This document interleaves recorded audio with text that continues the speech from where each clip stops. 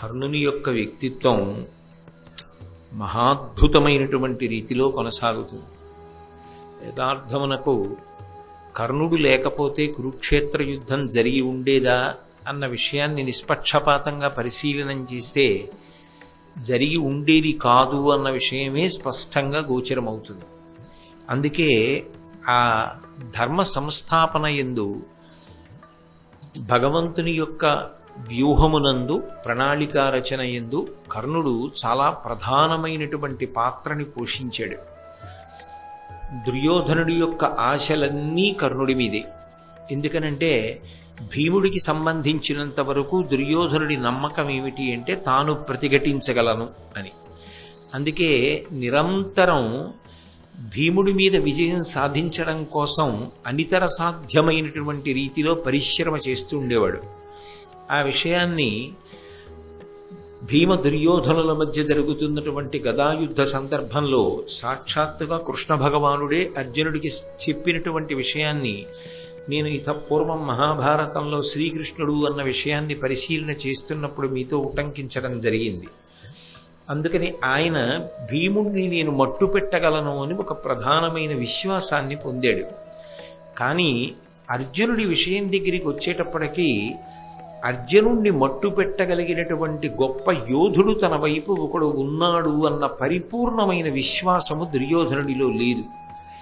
భీష్మద్రోణాదులు లేరా అంటే భీష్మద్రోణాదులు ఉన్నారు, కానీ వాళ్ళకి పాండవ పక్షపాతం ఉన్నది అని, వాళ్ళకి బంధు సంబంధమైనటువంటి ఆప్యాయత ఆ పాండవుల యందు ఎక్కువగా ఉన్నది అని ఒక కృతనిశ్చయం దుర్యోధనుడికి. అందుకే ఆయన అర్జునుణ్ణి సంహరించగలిగినటువంటి వీరుడు ఎవరైనా లభిస్తాడా, అలా లభించినట్లయితే నేను పాండవుల్ని మట్టు పెట్టడం చాలా తేలికవుతుంది. అలా అర్జునుణ్ణి సంహరించగలిగినటువంటి వీరుడు నాకు లభించనంతకాలం నేను చేసేటటువంటి పరిశ్రమ ఏదైనా కూడా పరిమితమైనటువంటి ప్రయోజనాన్ని ఇవ్వగలదు తప్ప పరిపూర్ణమైన ప్రయోజనమును ఇవ్వలేదు అనేటటువంటి లెక్క కట్టుకుని ఉన్నాడు. అటువంటి సమయంలో కురుక్షేత్ర సంగ్రామం జరిగి అందులో కర్ణుడు పడిపోయే పర్యంతము కూడా నిజానికి దుర్యోధనుడి యొక్క ఆశలన్నీ ఎవరి మీద ఉన్నాయి అంటే కర్ణుడి మీదే పెట్టుకున్నాడు. కర్ణుడు అర్జునుణ్ణి సంహరించగలడు, నేను భీముణ్ణి సంహరించగలను, ఇక మిగిలిన వారు పెద్ద విషయంలోకి రారు, వాళ్ళని కర్ణుడు చాలా తేలికగా సంహరిస్తాడు, కాబట్టి విజయము నాదే అనేటటువంటి పూనిక పొందాడు. కర్ణుడి దుర్యోధనుడి పక్కన లేకపోయినా, కర్ణ దుర్యోధనుల మధ్య అంత గొప్ప మైత్రి ఏర్పడకపోయినా, దుర్యోధనుడు కర్ణుడిని తిరుగులేని రీతిలో నమ్మడానికి కావలసినంత స్నేహాన్ని, అటువంటి స్నేహహస్తాన్ని కర్ణుడు అందించకపోయినా దుర్యోధనుడు యుద్ధానికి వెళ్ళి ఉండేవాడా అన్న విషయం కొంచెం అనుమానాస్పదమే. ఎందుకని అంటే అర్జునుడికి తగిన వీరుడు తన పక్షాన ఉన్నాడు అన్న ధైర్యం దుర్యోధనుడికి లేదు. కానీ కర్ణుడు పరిచయం అవడమే మహాభారత కథని ఒక పెనుమలుపు తిప్పింది. అయితే అసలు కర్ణుడు దుర్యోధనుడి వైపుకి ఎందుకు వెళ్ళాడు? దుర్యోధనుడికి సంబంధించినటువంటి బంధుత్వం ఉన్నవాడు కాడు. పాండవుల వైపు బంధుత్వము లేదని చెప్పడానికి వీల్లేదు. అసలు వాళ్ళు వచ్చిన అంశాలను పరిశీలనం చేస్తే నిజానికి తెలియకపోయినప్పటికీ కూడా ఒక రకంగా ధర్మరాజు గారికి సోదరుడే అవుతాడు కర్ణుడు. ఎందుచేత అంటే కర్ణుడు సూర్యుని యొక్క కుమారుడు, ధర్మరాజు గారు యమధర్మరాజు గారి యొక్క అంశతో వచ్చినవాడు. యమధర్మరాజు గారు సూర్యుని యొక్క కుమారుడు, కర్ణుడు సూర్యుని యొక్క కుమారుడు. అప్పుడు ధర్మదేవత యొక్క అంశలో వచ్చినటువంటి ధర్మరాజు గారు సూర్యుని యొక్క కుమారుడైనటువంటి కర్ణుడు, వీళ్ళిద్దరూ అన్నదమ్ములే అవుతారు. అయినప్పుడు ఇద్దరి యందు తత్సంబంధమైనటువంటి తేజస్సు, తత్సంబంధమైనటువంటి అంశయే ప్రకాశిస్తున్నప్పుడు వాళ్ళ మనోభావనల మధ్య సమతౌల్యం ఉండాలి. కానీ కర్ణుడు కేవలము దుర్మార్గుడే అని నిర్ణయించడం కూడా సాధ్యం కాదు. ఎందుచేత అంటే మహాభారతాన్ని నిష్పక్షపాతంగా పరిశీలనం చేస్తే కర్ణుడు దుర్మార్గుడు అని చెప్పడం కన్నా కర్ణుడు విధి చేత విక్కిరింపబడినవాడు, కర్ణుడు దురదృష్టవంతుడు అని చెప్పడానికే అవకాశం ఎక్కువ కనపడుతుంది. ఆ దురదృష్టం ఆయనని వరించి ఉండకపోతే, ఆయన అటువంటి ఇబ్బందులను పొంది ఉండకపోతే, ఆయన నిజానికి కురుక్షేత్రం జరిగిపోయిన తరువాత అఖండ భూమండలాన్ని పరిపాలించడానికి కావలసినటువంటి సమర్థతని పొందినవాడు, అర్హతని పొందినవాడు. ఆయన స్వయంగా కుంతీదేవి యొక్క కుమారుడు, పైగా సూర్యభగవానుని యొక్క పుత్రుడు. ఈ భూమి మీద సహజమైనటువంటి కవచకుండలాలతో ఉన్నవాడు కర్ణుడు వినా ఇంకొకడు కనపడడం. మహాతేజోమూర్తి, గొప్ప అందగాడు. నిజంగా భారతాన్ని నేను 1కి 4 మాటలు అంటున్నాను, నిష్పక్షపాతంగా పరిశీలనం చేస్తే అర్జునుడి కన్నా కూడా చాలా అందగాడిగా కర్ణుడు కనపడతాడు మనకి. అటువంటి బంగారు కాంతితో సూర్యమండలం భూమి మీదకి దిగొచ్చిందా అన్నంత అందగాడు, అంతటి శౌర్యమూర్తి, అంతటి విలుకాడు, అంతటి ధనుర్ధరుడు, అంత గొప్ప పరాక్రమం కలిగినటువంటి వాడు, దానము చేసినటువంటి వాడు. ఆయన గురించి ప్రజలు ఆయన సుగుణముల గురించి మాట్లాడుకున్నారు అనడానికి మహాభారతంలో సాక్ష్యాలున్నాయి. అలాగే ఆయన మౌఢ్యంతో పాండవుల్ని ద్వేషించిన వాడు కాడు. ఆయనకి పాండవుల పట్ల కొంత ప్రేమ ఉన్నది అన్న విషయం కూడా మహాభారతాన్ని పరిశీలనం చేస్తే అర్థమవుతుంది. కుంతీదేవి వచ్చి ఒక క్లిష్టమైన సన్నివేశంలో నువ్వు నా కుమారుడివి అని అడిగితే, అర్జునుడు వినా మిగిలిన 4 నీ కుమారులు నాకు దొరికినప్పటికీ వాళ్ళని వధించకుండా విడిచిపెడతాను అని ప్రతిజ్ఞ చేసినటువంటి ఔదార్యం ఉన్నవాడు. ఆ మాతృప్రేమ లేదు అని చెప్పడం కూడా సాధ్యం కాదు. దుష్ట చతుష్టయమునందు ఒకడుగా అపకీర్తిని పొందినప్పటికీ కేవలముగా పరమ దుర్మార్గమైనటువంటి లక్షణములే కలిగినవాడు అని చెప్పడం సాధ్యం కానే కాదు. పైగా కొన్ని సందర్భాలని పరిశీలించినప్పుడు కర్ణుడి విషయంలో చదవడానికి బాధగా ఉంటుంది, చెప్పడానికి బాధగా ఉంటుంది, యథార్థానికి వినడానికి బాధగా ఉంటుంది. ఇది ఇలా ఎందుకు జరిగింది, ఇలా జరగకుండా ఉంటే ఎంత బాగుండేది అనిపిస్తుంది. కానీ ఒక్క విషయాన్ని జాగ్రత్తగా పరిశీలనం చేస్తే దాని వెనక దేవతల యొక్క వ్యూహము స్పష్టంగా కనపడుతూ ఉంటుంది. దుర్యోధనుడికి ఏదో ధైర్యం లేకుండా యుద్ధానికి ఎలా వెడతాడు? దుర్యోధనుడు యుద్ధానికి వెళ్ళకపోతే అధర్మాత్ములందరూ మడిసిపోవడం అన్నది ఎలా సాధ్యమవుతుంది? అసలు కృష్ణ పరమాత్మ యొక్క అవతార ప్రయోజనం ఎలా నెరవేరుతుంది? నరుడి యొక్క అవతారమైనటువంటి అర్జునుని యొక్క అవతార ప్రయోజనం ఎలా నెరవేరుతుంది? ఆ అవతార ప్రయోజనము నెరవేరాలి అంటే దుర్యోధనుడు కురుక్షేత్ర సంగ్రామానికి రావడంలో పూనికని పొంది తీరాలి.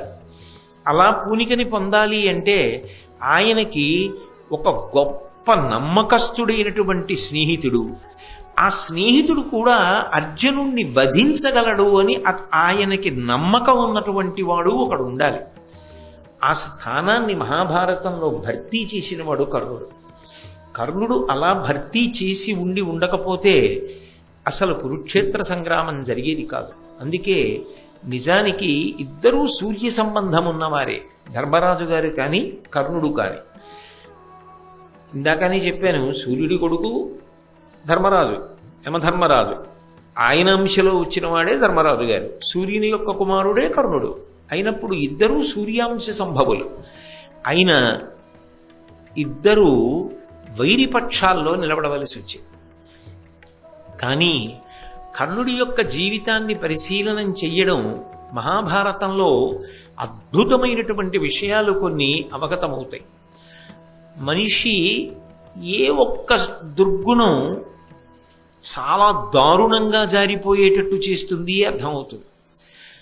మనిషిలో ఎన్ని సద్గుణాలున్నా, ఎంత గొప్పవాడైనా, పుట్టుకతోనే ఎంతటి శౌర్యమో పరాక్రమమో ఉన్నవాడైనా, ఆయన చెయ్యని తప్పుకి, ఎవరో చేసిన తప్పుకి ఒక్కొక్కసారి వ్యక్తుల జీవితాలు ఎంత దారుణమైన స్థితి వైపుకి తిరిగిపోతాయి అన్నవి పరిశీలనం చేస్తే కర్ణుడిలా ఎవ్వరూ కూడా అంత బాధపడవలసినటువంటి స్థితి సమాజములో కలగకూడదు అంటే ఏ విషయంలో అత్యంత జాగ్రత్త అవసరమో కూడా మహాభారతంలో కర్ణుడు అన్న విషయాన్ని పరిశీలనం చేసినప్పుడు అర్థమవుతుంది. అందుకే అసలు మహాభారతం కర్ణుడితోటే మొదలై మహాభారతం కర్ణుడితోటి పూర్తయిపోతుంది అంటారు పెద్దలు. ఎందుకని అంటే కర్ణుడు రావడంతోటే మహాభారతం నడవడానికి కావలసినంత పూనికని పొందింది. మహాభారతంలో కర్ణుడు పడిపోవడంతో మిగిలినవన్నీ జరిగినా అవన్నీ జరిగిపోతాయి ఇంకా అన్న నమ్మకం వచ్చేసింది. అందుకే మహాభారతాన్ని నిజానికి నడిపించినటువంటి ప్రధానమైనటువంటి వ్యక్తులలో ఒకడెవరు అంటే కర్ణుడు. కానీ బాధాకరమైన విషయం కూడా ఏమిటి అంటే ఆ కర్ణుడు దుష్టచతుష్టయంలో ఒకడుగా అపకీర్తిని పొంది ఉండడం. కానీ వ్యక్తిగతంగా నా వరకు నాకైతే ఏమనిపిస్తుంది అంటే కర్ణుడు దురదృష్టవంతుడు, లేకపోతే ఆయన అటువంటి అపకీర్తిని పొందవలసిన వాడు ఎట్టి పరిస్థితులలోనూ కాదు. అంతకన్నా చాలా చాలా గొప్ప వైభవాన్ని పొందవలసిన వాడు చివరికి ఇంత అపకీర్తిని పొందవలసి వచ్చింది. దీనికి నిజానికి ఆయన తప్పు కన్నా వేరొకరి తప్పే ఆయన్ని కాటేసింది అని నాకు అనిపిస్తూ ఉంటుంది. అది నా వ్యక్తిగతమైన అభిప్రాయం. సరే, మహాభారతంలో కర్ణుని యొక్క వ్యక్తిత్వము అన్న విషయాన్ని పరిశీలనం చేస్తే ఆదిపర్వంలో కర్ణుని యొక్క జననాన్ని నన్నయ్య గారు తెలియచేశారు. అందులో అంటారు, యాదవ కుల విభుడగు శూరుడను నాతడు ఆత్మతనూజలయందు పెద్దదాని అంబుజముఖి ధవళాక్షి వసుదేవు చెలియలి పృథా అను చెలువ ప్రీతి తన మేనయప్త నందనుడు అపుత్రకుడైన ఆ కుంతిభోజన కర్ధితోడ కూతుగానిచ్చిన కోమలియాతని ఇంట తానుండి అనేక విప్రవరులకు అతిథిజనులకు అవారితముగా తండ్రి పనుపున ఇష్టాన్న దానమునర చేయుచున్న దుర్వాసుడన్ సిద్ధమౌని వచ్చే అతిథి అయి భోజన వాంఛ చేసి. మహాభారతాన్ని ఇంత పెద్ద మలుపు తిప్పడంలో కూడా దుర్వాసో మహర్షిదే ప్రధాన పాత్ర. యథార్థమునకు కుంతీదేవి జన్మించింది ఎక్కడ అంటే శూరుడు అనబడేటటువంటి ఒక మహానుభావుడికి కుమార్తెగా జన్మించింది. ఆయన కుమారుడే వసుదేవుడు. అందుకే ఆ శూరుని యొక్క వంశంలో వచ్చినటువంటి వసుదేవుని యొక్క చెల్లెలు. అందుకే కృష్ణ పరమాత్మకి మేనత్త అయింది. అటు వసుదేవుని యొక్క కుమారుడేగా మరి కృష్ణుడు అయినప్పుడు వసుదేవుని యొక్క చెల్లెలు కుంతీదేవి కృష్ణుడికి ఏమవుతుంది? తండ్రి గారి చెల్లెలు కాబట్టి మేనత్త అవుతుంది. కాబట్టి కుంతీదేవి యొక్క మొట్టమొదటి పేరు పృథ, తండ్రి పెట్టుకున్న పేరు పృథ. అటువంటి పృథ పెరిగింది మాత్రం కన్న తండ్రి దగ్గర పెరగలేదు. ఎందుకని అంటే అపుత్రకుడు, పిల్లలు లేనటువంటి వాడైనటువంటి కుంతిభోజుడు అనబడేటటువంటి రాజుకి ఈ పిల్లని దత్తతనిచ్చాడు శూరుడు. అలా ఇచ్చినటువంటి కారణం చేత ఈ కుంతీదేవి కుంతిభోజుడి దగ్గర పెరిగింది. కన్న తండ్రి పెట్టిన పేరు పృథ. కుంతిభోజుని యొక్క కుమార్తెగా పెరిగింది కాబట్టి ఆమెకి కుంతీదేవి అని పేరు వచ్చింది. ఆమె సహజముగా సద్గుణాలకి అలవాలు. ఆమె ఏదో కపటముతో కూడుకున్న నడవడి కలిగినదో భోగముల యందు అపేక్ష కలిగినదో అని ఆదిపర్వంలో కనపడదు. ఆమె చాలా గొప్ప వ్యక్తిత్వం ఉన్న తల్లి. నిజంగా మహాభారతంలో కుంతిని పరిశీలనం చేస్తే కుంతీదేవి పాదాలకి నమస్కారం చేయకుండా ఉండలేం. ఎంత గొప్ప వ్యక్తిత్వమైనా ఒక్కొక్కసారి జీవితంలో చేసినటువంటి ఒక పెద్ద పొరపాటు కట్టి కుడిపేస్తుంది. అది జీవితాంతం కాల్చేస్తుంది మనిషిని. అది ఎలా కాలుస్తుంది అంటే పైకి చెప్పలేరు, లోపల అనుభవంలో వదిలిపెట్టలేరు. చెట్టు పైకి ఆకుపచ్చగా నవనవలాడుతూ కనపడుతూ ఉంటుంది, కొమ్మలు చక్కగా ఊగుతూ ఉంటాయి. కానీ చెట్టు తొర్రలో మంట ఒకటి బయలుదేరి మండుతోంది. చెట్టు తొర్రలో మంట మండుతుంటే ఆ చెట్టు ఎంత బాధపడుతూ ఉంటుందో దూరంగా నిలబడి చెట్టు కొమ్మలు ఒకటే చూస్తున్న వాడికి తెలియదబ్బా ఎంత పెద్ద చెట్టు, ఎంత బాగుందో, ఎన్ని పువ్వులు, ఎన్ని కాయలు, ఎన్ని కొమ్మలో అంటాడు. కానీ నిజానికి చెట్టు అంత సంతోషంగా లేదు, ఎందుకంటే దాని తొర్రలో అగ్ని కాలుతోంది. అలా కుంతీదేవి కూడా తప్పు చేసేటటువంటి స్వభావము కలిగినది కాదు, కానీ దేవతా వ్యూహము స్పష్టము. దేవతలు అటువంటి తల్లికి గొప్ప పరీక్షనే పెట్టారని చెప్పుకోవాలి. అందుకే ఆవిడికి సహజంగా బాల్యం నుంచి వచ్చినటువంటి గొప్ప గుణం ఏమిటంటే ఓర్పు. అది చిన్న పిల్లలకి ఉండడం అన్నది చాలా కష్టం. ఒక మహారాజు గారి ఇంట్లో అతిథులు వస్తే భోజనం పెట్టడానికి ఎవరిని పంపించాలి? ఇంట్లో ఉన్న పెద్దవాళ్ళని పంపిస్తారు. కానీ ఇంటికొచ్చిన వాళ్ళందరికీ అన్నం పెట్టడానికి కుంతి భోజుడు ఎవరిని పంపించాడు అంటే కుంతీదేవిని పంపించాడు.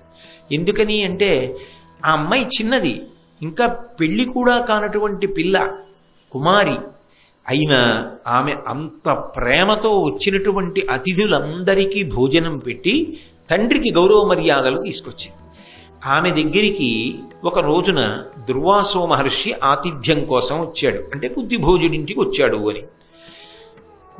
దుర్వాసో మహర్షి యొక్క ఆగ్రహం ఎలా ఉంటుందో మీరు పూర్వం చూశారు. కృష్ణ భగవానుడంతటి వాడిని ఆయన విడిచిపెట్టలేదు. పాయసం వండి తెమ్మని కొద్దిగా తిని ఒళ్ళంతా పాయసం పుయ్యమని, నువ్వు నా అరికాల దగ్గర పాయసం సరిగ్గా పుయ్యలేదు, అందుకని నీకు అరికాలు దగ్గరే బాణం తగిలి అత్యంత ప్రమాదం ఏర్పడుతుంది అని చెప్పి శాపవాక్కు విడిచిపెట్టాడు. సరే, అది మంగళప్రదం అవుతుంది, ఆ కారణం చేతనే అవతారముని ఎప్పుడోప్పుడు వదిలిపెట్టాలి కాబట్టి వదిలిపెట్టి పరమపదంలో ప్రవేశించడానికి ఆస్కారము కలుగుతుంది అని కూడా చెప్పాడు. అటువంటి దుర్వాసో మహర్షి ఒకనాడు కుంతి భోజని ఇంటికి ఆతిథ్యం కోసం అని వచ్చాడు. అలా వచ్చినటువంటి వాడు ఆతిథ్యాన్ని స్వీకరించేటప్పుడు, ఆయనకి ఆతిథ్యం ఇచ్చేటప్పుడు సాధారణంగా ఎవరు నుంచుతారు? ఎవరైనా పరిణతి కలిగిన వాళ్ళు కాస్త వయస్సులో పెద్దవాళ్ళని పెడతారు. ఎందుకంటే ఆయన సామాన్యుడు కాడు, క్రోధధారి, ఏమో ఎప్పుడేం కోపం వస్తుందో కాస్త పెద్దవాళ్ళని చూడమని అంటారు. కానీ చిత్రం ఏమిటంటే కుంతీదేవే సపర్య చేసింది, కుంతీదేవే భోజనం పెట్టింది. అంటే వయసుతో సంబంధం లేకుండా ఆవిడ పరిణతి అటువంటిది. ఆయన భోజనం అంతా చేశాడు. కుంతీదేవి చేసిన సేవల చేత ఎంతో సంతోషాన్ని పొందాడు. ఒక పెళ్లి కాని పిల్లకి ఆ వరం అవసరమా అని మనం అనుకుంటామేమో, కానీ భారత కథా గమనానికి ఆ వరం ఎంతో అవసరమని త్రికాలవేది అయినటువంటి మహర్షి భావన చేసి ఉంటాడు. అందుకే ఆయన వెళ్ళిపోతూ ఒక వరం ఇచ్చాడు. నువ్వు ఎప్పుడైనా ఎవరైనా దేవతని నేను నీకు ఉపదేశం చేసిన మంత్రం చేత ఆహ్వానం చేస్తే వాళ్ళొచ్చి నీకు సంతానాన్ని అనుగ్రహిస్తారు అని చెప్పి ఆ మంత్రాన్ని ఉపదేశం చేసి వెళ్ళిపోయాడు. ఆయనతో ఉండే గొడవ ఎలా ఉంటుందంటే, ఈ మంత్రం నాకెందుకు అంటే అదో గొడవ, అందుకని ఇచ్చింది పుచ్చేసుకుంటే అయిపోతుంది. అందుకని ఆ మంత్రాన్ని ఒక కన్య ఉపదేశాన్ని పొందింది. అది నిజానికి తర్వాత కాలంలో భారతాన్ని నిలబెట్టింది. ఆ వరం వల్లే కదా ధర్మరాజు గారు, భీముడు, అర్జునుడు, నకులుడు, సహదేవుడు పుట్టారు. ఆ వరమే నిజానికి భారతాన్ని దుర్యోధనుడి వైపు నుంచి కూడా నడిపించడానికి కారణమైంది. ఈ వరం కుంతీదేవిలో ఎందుకో ఒకప్పుడు ఒక చాపల్యానికి కారణమైంది. ఆమె సహజముగా చాపల్యము కలిగినటువంటి పిల్ల మాత్రం కాదు. అప్పుడు ఏమనుకోవాలి అంటే, బుద్ధిని ప్రచోదనం చేసేవాళ్ళు ఎవరు? దేవతలు ప్రచోదనం చేస్తారు. అందుకే కదా ఏ పూజ చేసినా ఆఖరణ లఘుగాయత్రిలో ప్రచోదయాత్ అని అడుగుతారు. ఎందుకో ఒక రోజున ఆమె బుద్ధి అలా ప్రచోదనమైంది. ఆమె గంగా స్నానానికి వెళ్ళింది. గంగలో స్నానం చేసి చూసేటప్పటికీ భానోదయం అవుతోంది. సూర్యబింబాన్ని చూసింది. ఎర్రటి బింబాన్ని తదేకంగా చూడరు, బంగారు వర్ణంలోకి వచ్చినటువంటి బింబాన్ని చూసింది. అది ఎంతో అందంగా ఉంటుంది, మాంసచిక్షువుతో చూడ్డానికి యోగ్యంగా ఉంటుంది. ఆ బంగారు రంగులో ఉన్న బింబాన్ని చూసేటప్పటికీ ఆవిడికి ఎందుకో దుర్వాసో మహర్షి ఇచ్చినటువంటి వరం జ్ఞాపకానికి వచ్చింది. అబ్బా, వెలుగుల ముద్ద, బంగారు వర్ణంలో ఉన్నాడు, ఇట్లాంటి పిల్లాడు నాకు పుడితే అనుకుంది. అసలు అప్పుడు ఎందుకు ఆలోచన ఆవిడికి? ఎందుకో అప్పుడు వచ్చింది ఆలోచన. అసలు అలా అని చూస్తే ఏమవుతుందో చూద్దాం. లోకంలో ఎలా ఉంటుందంటే కొన్ని ఇలా చేస్తే ఏమవుతుందో చూద్దామనో ఆలోచన వస్తూ ఉంటుంది. కానీ కుంతీదేవి అలా పరిణతి చాలా తక్కువ ఉన్నదని అనుకోవడానికి వీల్లేదు. పైగా అదే చిన్న విషయమా చిరక విషయమా? ఓ పిల్లాడిని కన్నెపిల్ల పొందడం అంటే ఆమెకి తెలియదా దాని యొక్క విపరిణామములు ఎలా ఉంటాయో? అంటే తెలుసు ఆమెకు. కానీ దేవతా వ్యూహం అనే నేను అనుకోవలసి ఉంటుంది, మీరైనా భావన చేయవలసి ఉంటుంది. మహాభారతం ధర్మ సంస్థాపన కోసం జరిగిన కథ కాబట్టి అలా ఒక వ్యక్తి రాకపోతే, దుర్యోధనుడి పక్షాన నిలబడకపోతే భారత యుద్ధం జరిగే అవకాశం లేదు. అందుకే ఆమెకు ఆ చాపల్యం కలిగి గంగానదిలో స్నానం చేసి సూర్యబింబం వంక తిరిగి అమ్మంత్రము తనదగు హృదయమున అక్కన్య నిలిపి ఆదిత్యున కర్ఘ్యమెత్తి నాకు ఇమ్ము ప్రియమ్మున నీయట్టి పుత్రునంబుజమిత్ర అర్ఘ్యమిచ్చి ఆ సూర్యబింబానికి ఇస్తూ నీలాంటి కొడుకుని నాకియ్యి అంది. దేవతలకు ఒక లక్షణం ఉంటుంది. వాళ్ళని ఆ మంత్రంతో పిలిచినప్పుడు వాళ్ళు వచ్చి ఆ కోరుకున్న అనుగ్రహాన్ని కటాక్షించి వెళ్ళిపోతారు. అందుకని బింబం అక్కడే ఉంది. అందులోంచి సూర్యాంశలో సూర్యుడు బయలుదేరి వచ్చాడు, మాంసచక్షువుతో చూడ్డానికి వీలుగా. అయినా ఆయన తేజస్సు, ఆయన రూపం, ఆయన వైభవం అలా ఉంటుంది కదూ. ఆయన వచ్చాడు. వస్తే అని కేలుముగిచి నిలిచిన వనజాయత నేత్ర కడకు వచ్చెను గగనంబున నుండి కమలమిత్రుడు తన తీవ్ర కరత్వముడిగి తరుణద్యుతితో. బింబం క్షణానికి తేజస్సుని పుంజేసుకుంటూ ఉంటుంది. కానీ ఆయన ఏం చేశాడంటే తన తేజస్సుని బాగా తగ్గించేసుకుని ఆ పిల్ల చూడడానికి వీలుగా ఉండేటట్టుగా ఆకాశంలోంచి భూమి మీదకి దిగి ఆమె దగ్గరికి వచ్చాడు. ఆమె ఎప్పటికేం చేసింది? 2 చేతులు కైమోడ్చి కళ్ళు మూసి నమస్కరించి ప్రార్థన చేసింది. కళ్ళు తెరిచేటప్పటికి ఎదురుగుండా ఉన్నాడు. ఆ మంత్ర ప్రభావం అటువంటి. కాబట్టి ఎదురుగుండా వచ్చాడు. వచ్చేటప్పటికే ఆమెకి జ్ఞాపకానికి వచ్చింది, నేనేమన్నానో అది చేయడానికి వచ్చాడు. ఇప్పుడు ఆయన ఏం చేస్తాడు? వచ్చి ఆయన లాంటి పిల్లాడిని ఇస్తాడు. ఏం చేయాలి? ఈవిడే కన్యాగర్భం, ఉపద్రవం కదూ, ఎలా పెంచుకుంటుంది? అందుకని భయం వేసి వెంటనే అంది, నాకు వరమిచ్చి బిడ్డనివ్వాలని నువ్వు బయలుదేరి వచ్చి ఉంటావు, నాకొద్దు.